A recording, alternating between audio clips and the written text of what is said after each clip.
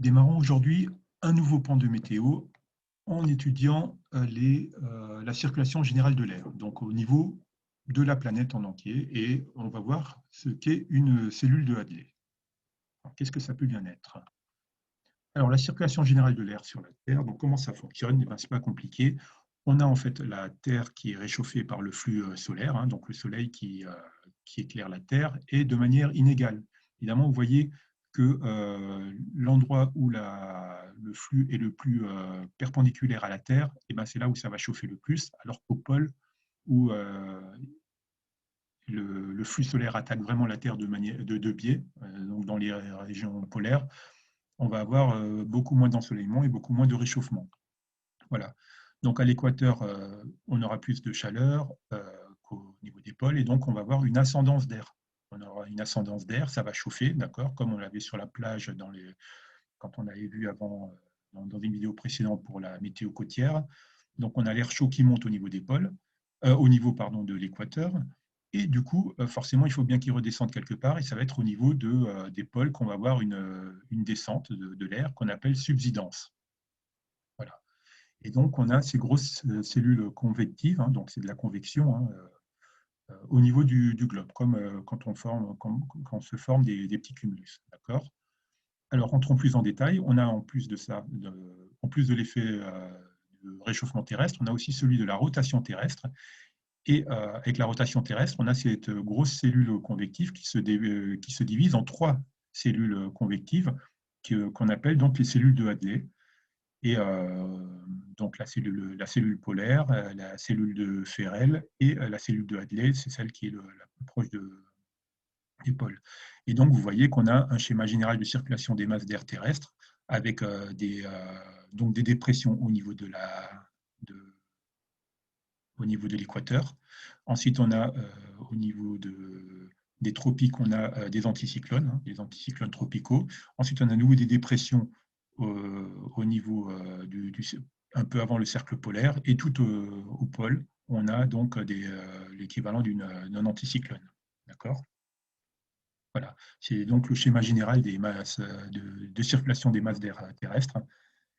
Et donc, voyons voir ce que ça nous donne en termes de questions d'examen.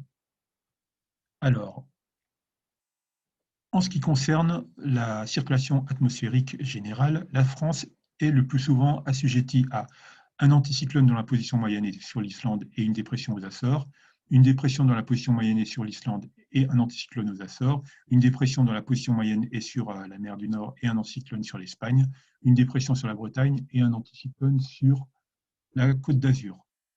Donc, ce n'est pas au niveau de la Bretagne et de la Côte d'Azur que ça se joue, d'accord? Ce n'est pas non plus au niveau de la mer du Nord et de l'Espagne.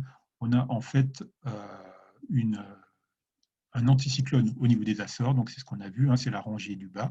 On avait donc une dépression à l'équateur, un anticyclone au niveau des Açores. Au-dessus, au niveau de l'Islande, donc on aurait une dépression. Et ensuite, on a à nouveau l'anticyclone au niveau du tourbillon circumpolaire tout au nord. Donc c'est bien la réponse B, dépression sur l'Islande et anticyclone aux Açores. Ensuite, une question qui est tombée en 2015. Dans l'hémisphère nord, le phénomène météorologique représenté sur la figure ci-contre est… Donc, qu'est-ce qu'on voit là? Là, on voit en fait que ça descend, d'accord? Et donc, comme ça descend, on a une subsidence. Donc, la subsidence, on avait vu que c'était l'endroit où on a donc des anticyclones, d'accord? Vous avez un autre indice qui vous indique que c'est un anticyclone, c'est que le vent tourne dans le sens des aiguilles d'une montre et on est dans le nord. Donc le A se transforme en D. Donc c'était le moyen mnémotechnique qu'on avait vu dans une précédente vidéo pour savoir dans quel sens tournent les anticyclones et dans quel sens tournent les dépressions. Donc le A devient D pour l'anticyclone et le D devient A pour la dépression. D'accord.